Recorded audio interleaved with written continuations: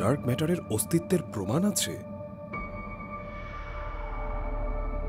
আমরা যা কিছু দেখতে পাই তা পুরো মহাবিশ্বের খুবই সামান্য অংশ। বিজ্ঞানীরা মনে করেন মহাবিশ্বের ৮০% এমন কিছু যা দেখা যায় না। এর নাম ডার্ক ম্যাটার। মহাকাশে আমরা যা দেখি তা কেবল দৃশ্যমান পদার্থ দিয়ে ব্যাখ্যা করা যায় না।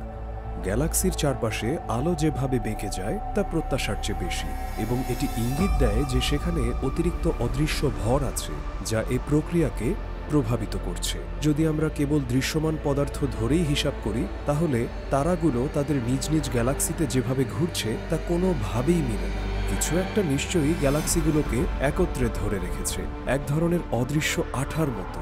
সেটিই ডার্ক ম্যাটার। তবে এটি আসলে কি দিয়ে তৈরি তা এখনও এক অজানা রহস্য। কিন্তু আমরা এর প্রভাব পরিমাপ করতে পারি। ডার্ক ম্যাটারের মহাকর্ষ আলোকে বাঁকিয়ে দেয় এবং তাকে বক্র পথে চালিত করে। জ্যোতির্বিদরা এটিকেই কাজে লাগান।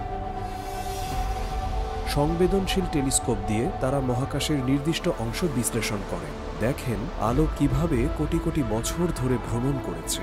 এর মাধ্যমে ডার্ক ম্যাটারের বিস্তৃতি নিয়ে মানচিত্র তৈরি করা যায়, আর তথ্য যত নিখুঁত হয় মানচিত্র তত উন্নত হয়। ২০২৪ সালের ফেব্রুয়ারি থেকে ইউরোপীয় মহাকাশ টেলিস্কোপ ইউক্লিড আকাশ পর্যবেক্ষণ করছে।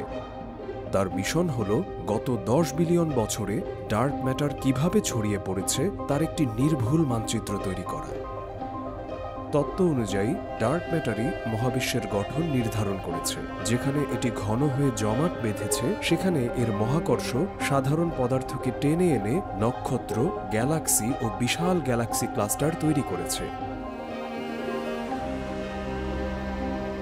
এখন পর্যন্ত ডার্ক ম্যাটার নিয়ে আমাদের পরিমাপ এই ধারণার সঙ্গেই মিলে যাচ্ছে। কম্পিউটার সিমুলেশন আরও একটি পরোক্ষ প্রমাণ দেয়। এতে গ্যালাক্সি ও গ্যালাক্সি ক্লাস্টার কিভাবে গঠিত হয়েছে তা মডেলিং করে কয়েক বিলিয়ন বছরের ঘটনা প্রবাহ কয়েক সেকেন্ডে দেখানো হয়।